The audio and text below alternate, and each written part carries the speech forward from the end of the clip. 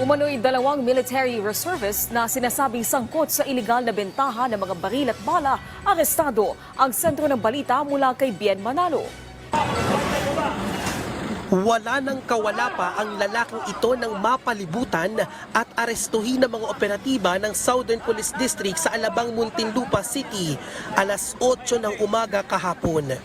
Nakilala ang lalaki na si alias Ivan, ang leader umano ng Sergeant Ivan Gun Running Group na umano'y sangkot sa iligal na bentahan ng mga baril at bala sa katimugang bahagi ng Maynila. Bale, meron tayong confidential informant na nagsabi na nga merong isang grupo na nag-ooperate dito sa area ng Southern na gun running yung kanilang trabaho. So, gumawa sila ng paraan para makontak yung ating yung mga targets natin. Nagpanggap na bayan ang mga operatiba at doon tumambad sa kanila ang dalawang kahon na naglalaman ng 2,000 piraso ng mga bala. Bukod kay alias Ivan, kalaboso rin ang isa pang miyembro ng grupo na nakilalang si alias Daryl na sinubukan pang tumakas mula sa mga otoridad. Narecover kay alias Daryl ang ilang matataas na kalibre ng baril at mga bala.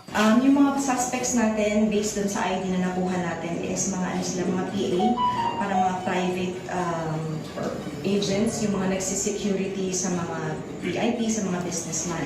Tapos, based din dun sa sinabi ng ating informant is mga reservist din yung mga Hindi pa naman confirm since yung ID na nakuha natin is hindi pa natin nag-validate sa ating counterparts kung talagang sila is taga-kabila or sa ating mga allied agencies. Kasama rin sa mga nadakip ang high driver ni alias Ivan, pero iniimbestigahan pa ng mga pulis kung may kaugnayan ito sa iligal na operasyon ng mga sospek.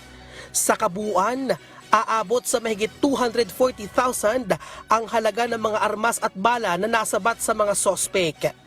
Tinitingnan din ng mga pulis kung may paglabag sa gun ban si alias Daryl na mahigpit na ipinatutupad sa lungsod ng Maynila dahil sa traslasyon. Since nahuli natin yung isang target sa Manila, time ng traslasyon, which is alam naman natin na nag-declare ng gun ban sa Manila nung time na yun. So, bine-verify pa natin kung papasok siya doon sa gun ban.